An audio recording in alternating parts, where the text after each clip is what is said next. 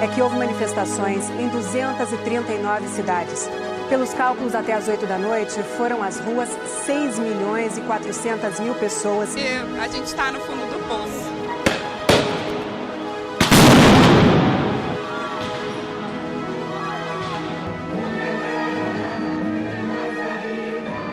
O ano de 2016 foi um ano de protestos. Nós tivemos Fora Dilma no começo do ano, protestos contra o impeachment,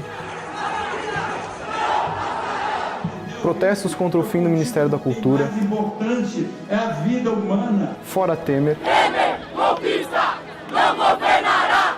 E no fim do ano, ocupações em escolas e universidades de todo o Brasil para combater a PEC 55.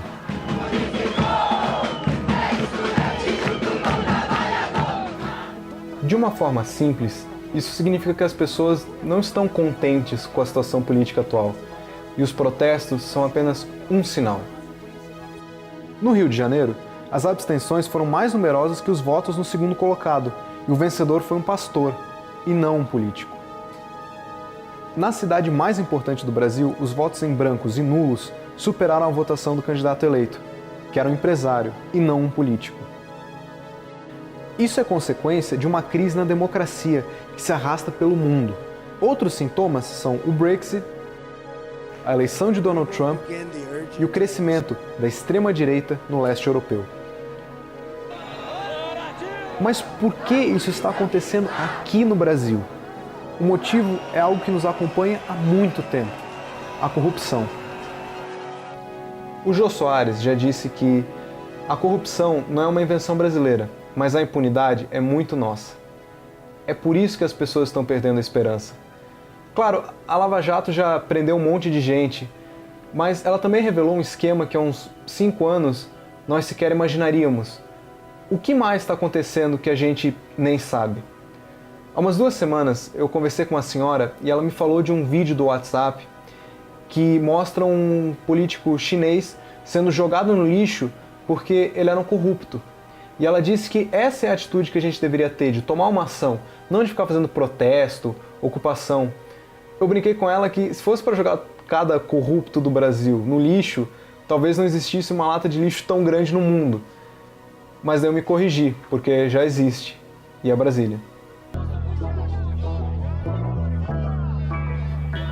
A história do político corrupto no lixo é verdadeira, mas aconteceu na Ucrânia e não na China. O vídeo é de 2014 e o político em questão é Vitaly Zuravsky, membro do parlamento ucraniano.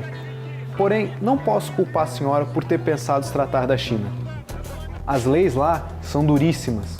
Por exemplo, um dos ex-chefes do Partido Comunista, Bai Yanpei, foi condenado à morte no dia 9 de outubro por aceitar subornos. Em abril, foi decidido no país que a pena de morte poderia ser aplicada em caso de desvio de recursos públicos ou de propinas acima de 3 milhões de yuans, ou R$1.600.000. Para fins de comparação, o Eduardo Cunha é acusado de exigir e receber ao menos $5 milhões em propina num único contrato da Petrobras. Mas essas leis duras não garantem sucesso. Desde 1995, a organização Transparência Internacional faz relatórios anuais sobre os níveis de percepção da corrupção no setor público. Numa pesquisa publicada em 27 de janeiro de 2016, a China ficou em 83º lugar, no ranking de 168 países. O Brasil ficou 7 posições na frente, em 76º. E a senhora estava certa em dizer que lá não devem existir protestos. Durante 15 de abril a 4 de junho de 1989, ocorreram os protestos da Praça da Paz Celestial, em Pequim. Manifestantes de todos os grupos, estudantes, intelectuais e trabalhadores, fizeram caminhadas pacíficas para mostrar sua insatisfação com um governo repressivo e corrupto e contra medidas econômicas que produziram inflação e desemprego. Esse cenário não parece igual ao nosso? O Partido Comunista respondeu a isso com enorme repressão. A Cruz Vermelha Chinesa estimou 2.600 civis mortos e entre 7 e 10 mil feridos. E até na Ucrânia, onde os corruptos são jogados no lixo, a corrupção está crescendo e a coalização do governo desmoronando. Mas se essas leis pesadas não são suficientes, como combater a corrupção? O que os primeiros colocados têm em comum são a transparência do governo e das instituições, confiança e ativismo social e mídia independente. Mas não é um processo rápido. A campeã, a Dinamarca, tem enfrentado a corrupção por pelo menos 400 anos. Isso porque, lá no século XVII, o país perdia parte do seu território para a Suécia e sentiu a necessidade de administrar melhor os seus impostos para financiar as batalhas. Nessa época, os nobres tinham muitos privilégios e o rei Frederick III proibiu que se recebessem ou oferecessem propinas e presentes e instituiu regras para contratar servidores públicos com base em mérito e não no título. Combater a corrupção claramente leva tempo e 2017 vai ser um longo ano para o Brasil. É um ano que promete mais protestos, só que ao invés de protestar pela saída de um político ou pelo fim de uma medida, que tal a gente ter uma visão maior e olhar para esses outros países e pensar nas medidas que deram certo lá e como aplicá-las aqui?